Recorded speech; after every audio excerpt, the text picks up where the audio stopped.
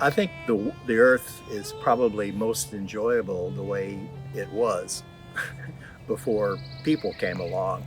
Um, but there are a lot of us already, and we're going to be doing stuff and reducing our impact uh, on the Earth is a secondary step that we can take. And of course, the consumption of this wonderful, valuable resource that we have in fossil fuels. If every government in the world chose right now to implement drastic policies to reduce carbon emissions, we might be able to turn the ship around.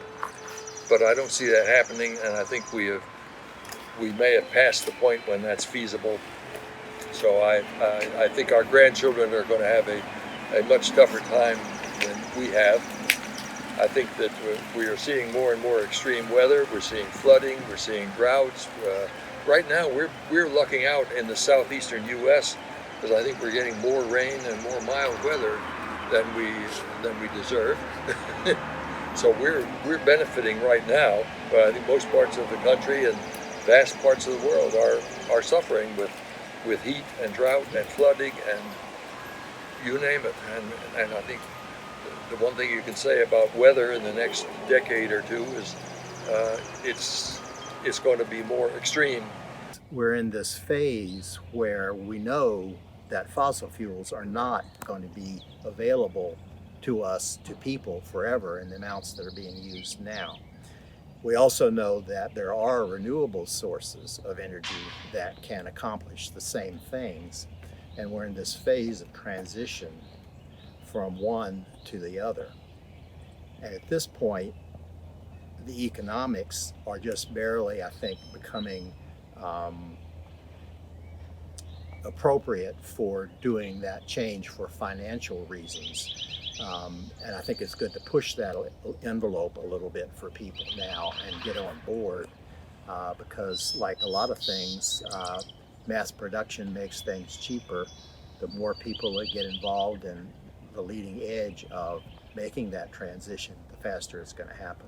Well, I think it's important that everybody come out in favor of reducing carbon emissions and other forms of pollution and the way that we are deteriorating the atmosphere. It's important for CEOs because they're very influential through their companies, through their PR agencies, through the public that buys their products. But it's one of those things that if we don't pay attention to it, it's going to get the better of us. And I think one of the best ways to address carbon emissions is a carbon tax, carbon dividend approach.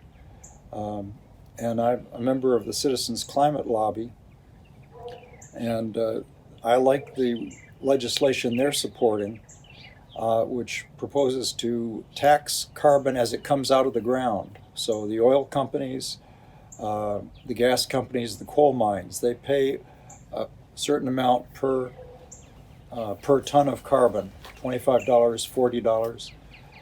But instead of keeping that money, the government should distribute it, because when you do that, prices are going to go up, and you don't want to hurt people with increasing prices. So that money that taxes carbon should be immediately passed out, sort of like they did in the pandemic, but give everybody the same amount, and just have you might get a regular monthly check for $20 or $50 or whatever,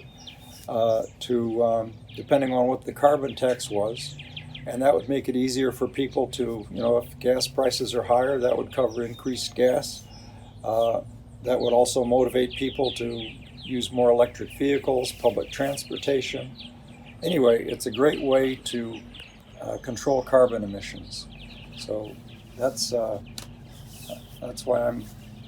I've got my face in this video. I remember Earth Day's been around a long time. I think since the early 70s, probably since that science class when we were talking about it. And I'm glad to see that it is grown in stature, particularly in relation to the climate changes that we're experiencing. I mean, like anything, if you don't take care of something, it will get messed up. And so we have to take care of the planet. This Earth Day is going to be a real shift, because again, I see this momentum being built by the current administration. I think there's sort of a pent-up demand. I think there's folks on both sides that are seeing things go away. Animals going extinct, just the national parks being opened up to oil exploration, the Arctic Circle being opened up, the fact that it's developing a health crisis. That we're really at a turning point where more people are going to take it into their conscious efforts day in and day out, and then more legislators will get on board with supporting things that'll help us long term. Another reason why I like the Citizens Climate Lobby is that they're really pushing for a nonpartisan approach, because we want to get everyone on the same page. We want to convince people to join together in a plan of good stewardship for the earth. We're responsible for the earth. I mean, it's people have different faiths, but I think all faiths feel that we're holding the earth in stewardship for our children, for future generations, and Citizens Climate Lobby is trying to get people, both conservatives and liberals. They've made a great effort, and a whole bunch of economists signed a statement published by the Wall Street Journal. Both conservative economists and liberal economists agree that the best way to reduce carbon emissions is through putting a price on carbon and increasing the price on a gradual basis.